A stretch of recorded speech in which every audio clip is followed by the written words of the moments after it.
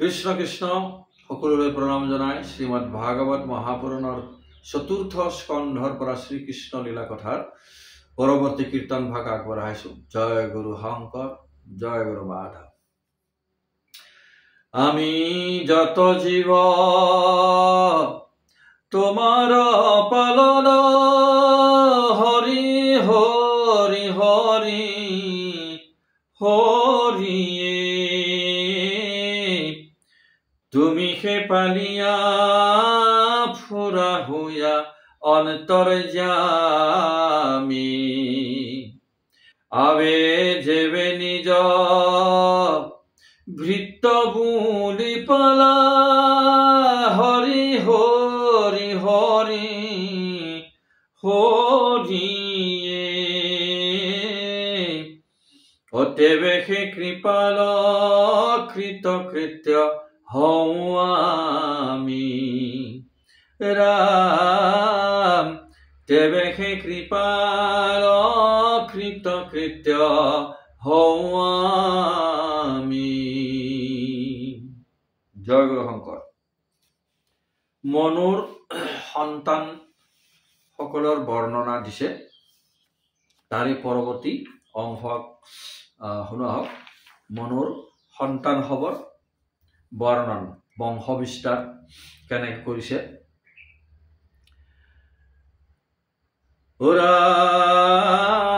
মনুষয়া কন্যা অত্ৰি ঋষিয়ে বিহাইলা চন্দ্ৰদত্ত দুৰ্বাসাক তেহেনতে জন্মাইলা ব্ৰহ্ম বিষ্ণু হৰ অংশে তিনিও মহন্ত পৰম তেজস্বী হবে মহাযশৱন্ত।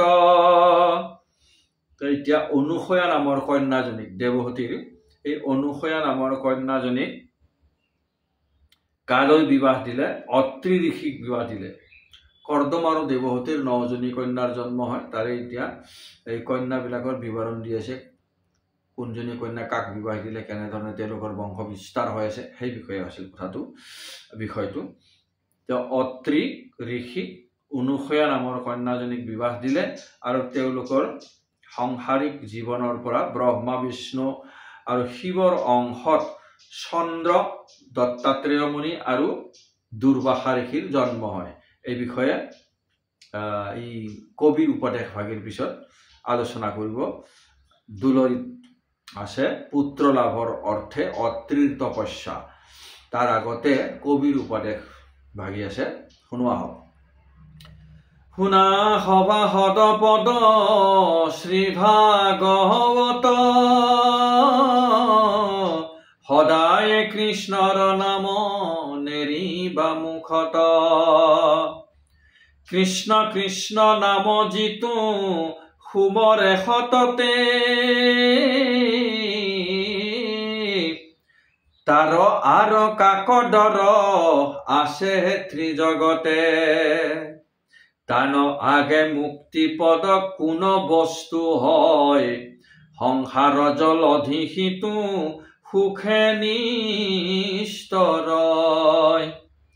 পৰম ঈশ্বৰ হৰি তাংকো বশ্য কৰে কৃষ্ণৰ কৃপায়ে পাত্ৰ হুৱে সিতু নৰে। অন্যত্ৰ এতেকে অন্যত্ৰ ধৰ্মে তেজিয়া বিশ্বাস নিৰন্তৰে কৃষ্ণ নাম কৰিও অভ্যাস। ৰাম কলি যুগে আন ধৰ্ম কলি যুগে আন ধৰ্মে আৰ গতি নাই সকলো শাস্ত্ৰ ৰইখে গূঢ় অভিপ্ৰায়। মিছাতকি কৰা বসি কৰি আল জাল অনিকট চাপিয়া আখে অবাৰিত কাল। নাহিকে নিয়ম কোনো দিনা নিবে ধৰি জানিয়া সঘনে বোলা মুখে হৰি হৰি হৰে ৰাম ৰাম ৰাম। তো আমাকে গোপাল চৰণ নিজে কৈছে কৃষ্ণ নামটো সদায় যাতে আমি সুমৰি থকাৰ অভ্যাস কৰিব পাৰোঁ। যিসকলে নিৰন্তৰে কৃষ্ণ নামটো অভ্যাস কৰি থাকে, নাম লোৱাৰ অভ্যাস কৰি থাকে, তেওঁলোকৰ এই তিনি জগততে কোনো ভয় নাই বুলি কৈছে। এই ভৱসাগৰখন তেওঁলোকৰ জীৱাত্মাই সুন্দৰভাৱে পাৰ হৈ যাব পাৰে। আৰু সদায় যদি কৃষ্ণৰ নাম লৈ থাকে তেনেহ'লে সেই ঈশ্বৰ তেওঁৰেই বৈশ্য হৈ যায় বুলি কৈছে। গতিকে দেহাটো ভাল থকালৈকে সৰুৰে পৰাই যিয়ে যেনেকৈ পাৰে, যিয়ে যিটো নাম ঈশ্বৰৰ ভাল পায়, নিৰন্তৰে সমীৰণ কৰি থাকিব লাগে বুলি তেওঁ কৈছে। কাৰণ আমাৰ মৃত্যু কেতিয়া আহে আমি নাজানো, লাহে লাহে মৃত্যু যে মনে মনে আহি ওচৰ পাইহি আমি নাজানোৱেই। গতিকে সেইকাৰণে কৈছে জীয়াই থকালৈকে, শৰীৰ সুস্থ থকালৈকে হৰিৰ নাম নিৰন্তৰে লৈ থকাৰ অভ্যাস কৰিব লাগে, তেতিয়াহে জীৱটোৰ গতি হয়, মুক্তি হয় বুলি কৈছে। ইয়াৰ পিছত পুত্ৰ লাভৰ অৰ্থে অত্ৰিৰ তপস্যা। অত্ৰি মুনি ব্ৰহ্মাৰেই মানস পুত্ৰ হয়, গতিকে তেওঁ ব্ৰহ্মাৰ আদেশ পালন কৰিলে তুমি বিবাহ বাৰু কৰাই সৃষ্টি কাৰ্য আৰম্ভ কৰা। তেতিয়া অত্ৰি ঋষিয়ে অনুসয়াক লৈ এখন আশ্ৰমলৈ যায়। আশ্ৰমত গৈ ঈশ্বৰৰ তপস্যা কৰে, যাতে ঈশ্বৰৰ লিখিয়াই এজন খুব সুন্দৰ আৰু সৎপুৰুষৰ স্বৰূপে, সৎপুৰুষৰ স্বৰূপ এজন পুত্ৰ তেওঁলোকে যাতে লাভ কৰে, এনেধৰণে তেওঁলোকে ঈশ্বৰৰ আৰাধনা কৰে। সেইখিনি কথা ইয়াত বৰ্ণনা কৰিছে, শুনোৱা হওক। বিদুৰ বদতি শুনিও সম্প্ৰতি গুৰু কুশাৰৰ সুত অত্ৰিৰ গৃহত তিনি দেৱজাত ইটো কথা অদ্ভুত সৃষ্টি স্থিতি লয় কৰ্ম কৰয় তারা তিনি তারা দেব তার দেব কোনে জাত ভইলা কি কাম করিলা কইও পাবে করু সেব। তো বিদুৰে মৈত্ৰ ঋষিক প্ৰশ্ন কৰিছে। তেওঁ কৈছে আগতে অনুসয়া আৰু অত্ৰি ঋষিৰ সংসাৰত চন্দ্ৰ, দত্তাত্ৰেয় মুনি আৰু দুৰ্বাসাৰ জন্ম হ'ল ব্ৰহ্মা বিষ্ণু হৰৰ অংশত। গতিকে তেওঁৰ মনত মানে প্ৰশ্নৰ উদয় হ'ল, তেওঁলোকতো সৃষ্টি স্থিতি লয়ৰহে কাৰণ। এই ব্ৰহ্মা বিষ্ণু মহেশ্বৰ ঈশ্বৰে তেওঁলোকক সেইটো এটা দায়িত্ব দিছে, কিন্তু তেওঁলোকে আকৌ এই অত্ৰি আৰু অনুসয়াৰ গাৰ্হস্থ্য জীৱনত তেওঁলোকৰ সংসাৰত কেনেকৈ জন্ম হ'ল, তেওঁৰ মানে এটা জিজ্ঞাসা এটা জাগিছে, গতিকে প্ৰশ্ন কৰিছে।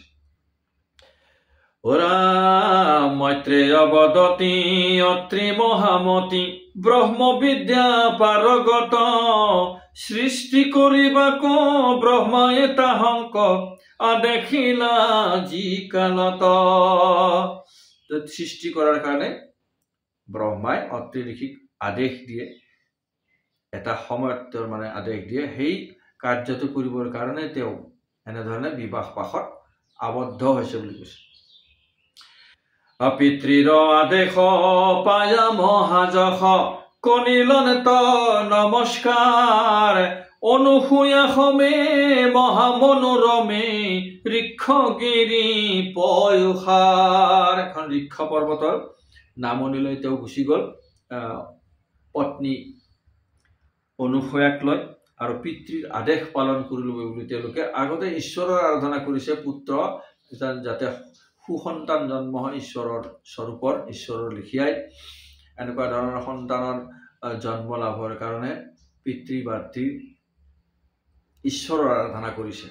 মানে ঈশ্বৰৰ যদি শ্ৰৱণ কীৰ্তন কৰি থকা হয়, এই নৱদম্পতিয়ে যদি ঈশ্বৰৰ শ্ৰৱণ কীৰ্তন কৰি থাকে আৰু কৰ্মবিলাক যদি সৎ কৰি গৈ থাকে, তেতিয়াহ'লে নিশ্চয় তেওঁলোকৰ সেই সংস্কাৰৰ প্ৰভাৱত তেওঁলোকৰ জন্মিবলগীয়া সন্তান নিশ্চয় সুসন্তান হয়।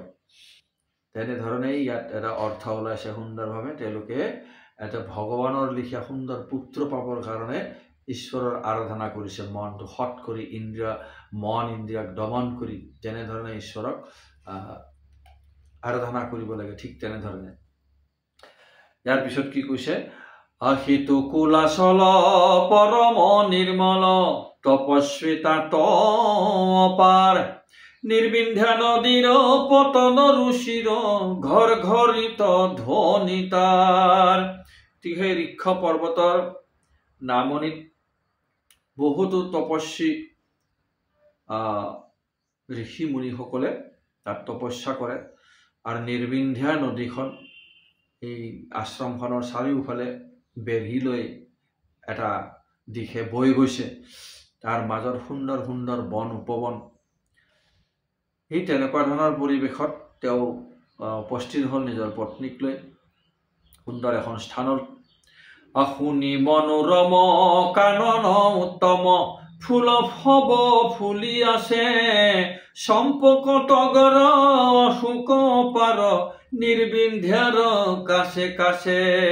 সুন্দৰ ফুলনি নিৰ্বিন্ধ্যাৰ নদীৰ পাৰে পাৰে আছে বুলি কৈছে। চম্পক তগৰ অশোক এনেকুৱা ধৰণৰ সুন্দৰ সুন্দৰ মনোৰম সুগন্ধিত ফুল তাত ফুলি আছে।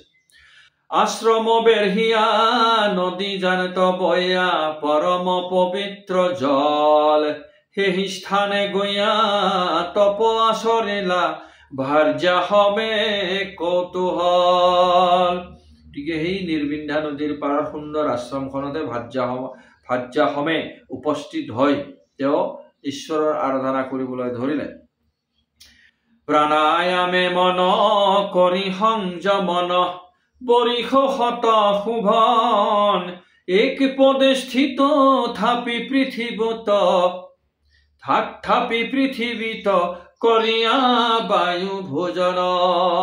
মাত্ৰ শ্বাস প্ৰশ্বাসত যিখিনি বায়ু তেওঁলোকৰ শৰীৰৰ ভিতৰত যায় সেইখিনিকে ভোজন বুলি কৈছে। মানে প্ৰাণায়াম কৰি পেলাই এখন ভৰি পৃথিৱীত থৈ এখন ভৰি ওপৰত উঠাই এনেকৈ কৰি তেওঁ তপস্যা কৰিবলৈ ধৰিলে কৈছে। ৰাম ৰাম শীত উষ্ণ যত জিনিয়া সতত চিন্তিবে লাগিলা মনে ইটো জগতৰ যিজন ঈশ্বৰ পখিল তানিত শৰণে। তোমাৰ সমান মাগো পুত্ৰ দান চৰণে কৰি প্ৰণাম মোহৰ গৃহত জন্মিয়া বেকত পুৰা মোৰ মনোকাম। এনেকুৱা ধৰণৰ ভাৱনা লৈ ফলে তেওঁ ঈশ্বৰৰ আৰাধনা কৰিবলৈ ধৰিলে। তোমাৰ লিখিয়া তোমাৰ সমান পুত্ৰৰ যাতে মোৰ গৃহিণীৰ দ্বাৰা জন্ম হয় আৰু তেনেকুৱা ধৰণে মোৰ মনৰ কাম যাতে তুমি পূৰ্ণ কৰা এই ভাৱনাৰে ঈশ্বৰৰ তেওঁ আৰাধনা কৰিবলৈ ধৰিলে। অৰামেহি মনে জপ কৰি মহাতপ আশা যেবে মুনিবৰ মহাতপে জুই মাথে বাজ হুই জ্বলি গইলা খৰতৰ। এনেকুৱা ধৰণৰ তপ কৰিবলৈ ধৰিলে। তেওঁৰ সেই তপৰ উত্তাপত মূৰৰ পৰা যেন উত্তাপ ওলাই ফালে গোটেই স্বৰ্গ মৰ্ত পাতালকে যেন দহি পেলাব, এনেকুৱা ধৰণৰ এটা তপস্যাৰ প্ৰভাৱ দেখি সকলোতে খলবল মচি গ'ল। মানে তেতিয়া ব্ৰহ্মা বিষ্ণু মহেশ্বৰ আচৰিত হয়। সেই তিনিওজনে আহি অত্ৰি ঋষিৰ সমীপত উপস্থিত হয়। ৰাম তাহাৰ তাপত তিনিও জগত ভয়লা মহাভয় ভীত দেখি ব্ৰহ্মহৰ হৰি তিনি দেৱ চলিলা তান সন্নিধ সিদ্ধ বিদ্যাধৰ মুনি নিৰন্তৰ অপেশ্বৰ নাগগণ লগতে চলিলা তিনি দেৱতাৰ যশস্যা কৰি কীৰ্তন মহোৎসৱে গয়া আশ্ৰম কপায়া হবে এক স্থান ভৈলা টান তপ যোগ মহিমাক দেখি বিস্ময়ে চাহিয়া ৰৈলা। তো অত্ৰি ঋষিৰ তপস্যা দেখি তেওঁলোকে আচৰিত হল আৰু অপেশ্বৰা নাগসকলৰ সৈতে এই অত্ৰি ঋষিৰ আশ্ৰমত উপস্থিত হল আৰু তেওঁৰ সেই তপস্যা দেখি তেওঁলোকে বিস্মিত হয়, তিনিও চাই ৰল বুলি কৈছে কৃষ্ণ। ইয়াৰ পিছত কি হয় আগলৈ আগবঢ়াম। আজিলৈ সামৰিছো। জয় গুৰু শংকৰ।